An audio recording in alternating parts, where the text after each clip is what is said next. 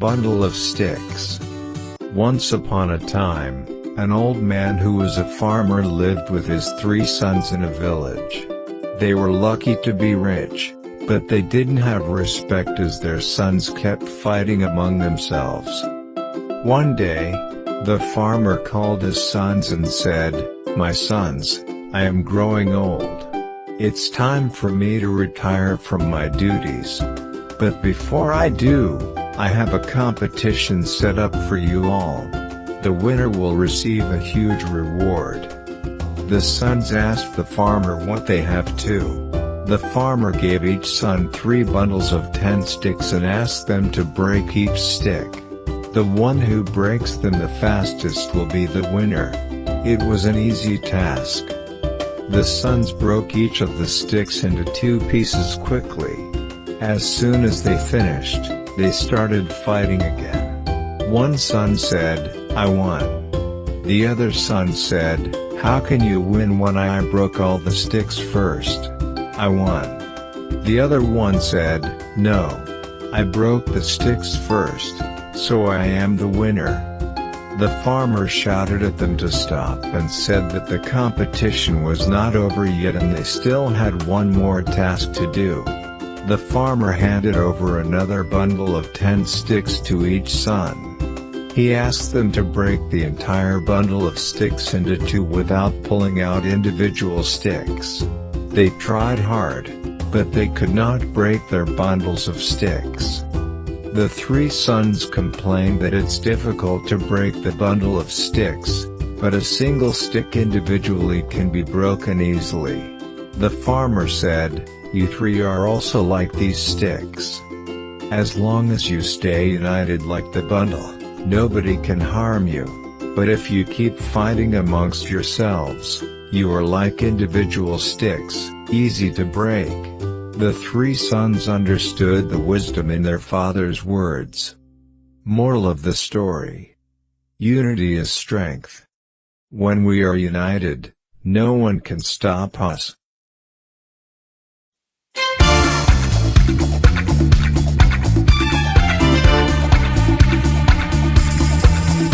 Fox and the Stork. A fox and a stork were good friends. The fox thought of playing a prank on his friend one day. He went to the stork and said, "My dear friend, I am preparing a special meal tomorrow and I would love if you could join me." The stork accepted his invitation. The next day, the stork reached Fox's house right in time for dinner. As he entered the house, he smelled delicious food. He was ready for a hearty. But as he sat on the dining table, he noticed that the food was served on flat plates. The stork was upset as he could only dip the end of his beak in the food. As the fox finished his dinner, he looked at the stork and said with a mocking smile, "Didn't you like the food? You have barely eaten anything." The stork understood that the clever fox was playing a prank on him. He replied, "The food was delicious but I am not feeling hungry. I would like for you to come over to my house tomorrow so that I may cook your favorite meal. After all, you have been so kind to me." The fox gladly accepted the invitation and reached the stork's house the next day. As he entered the house, the stork told him that he had cooked his favorite meal. The smell of the food made Fox very hungry. Without any delay, Stork directed him to the dining table. The stork served the food in a long jar. He could barely put his snout or his tongue into the jar as it was narrow. The fox understood the stork's trick and apologized to the stork for his behavior. The fox promised Stork that he would never behave like this ever. They became friends again. Moral of the story: as you sow, so shall you reap. Thanks for watching. Once upon a time there was an old pig with 3 little pigs, and one day she said to them, "My children, it is time for you to go out in the world and seek your fortunes." So, bidding their mother goodbye, the 3 little pigs set out to earn their living. The first little pig, whose name was Whitey, met a man with a bundle of straw and said to him, "Please, mister, will you give me that straw to build a house with?" The man gave Whitey the straw, and he built himself a house with it. Presently a wolf came along and knocked at the door of Whitey's house. Little pig, he said. Let me come in. But of course Whitey didn't want the wolf to come in, so he said, No, no, by the hair on my chinny chin.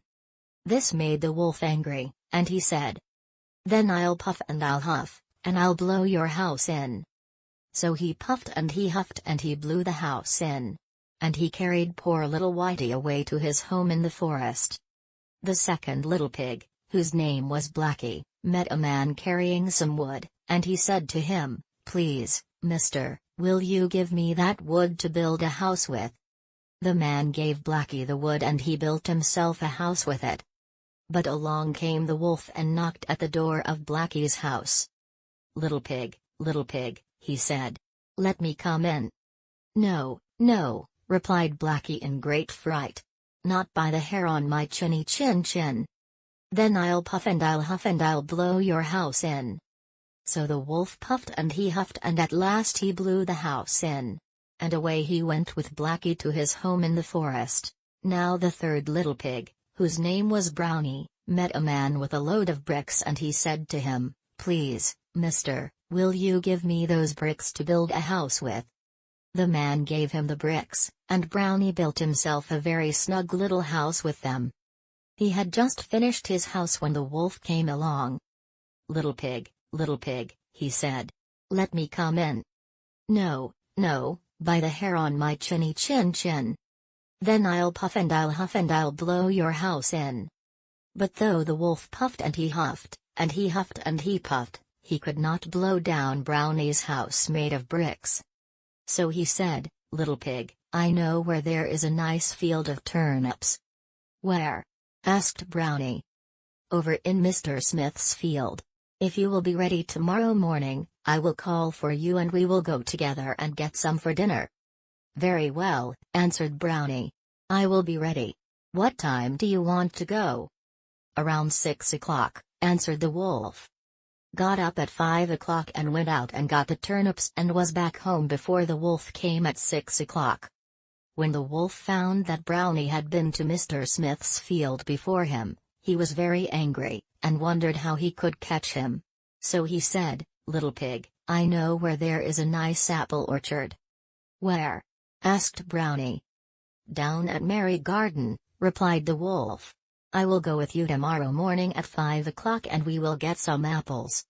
But Brownie hustled and bustled around, and went the next morning at 4 o'clock to the apple orchard.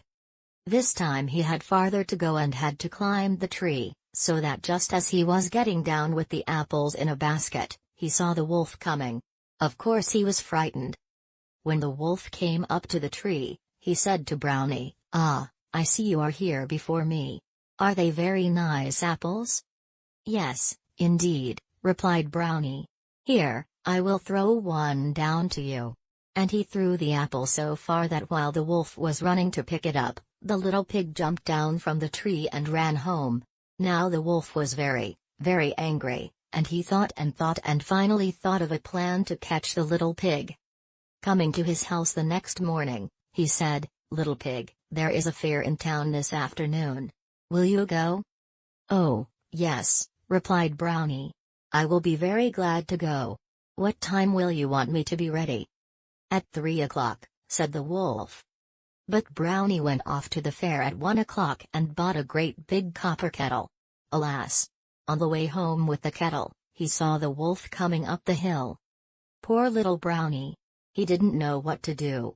And then suddenly he jumped into the copper kettle and gave himself a push. And the kettle went rolling over and over, with the little pig in it.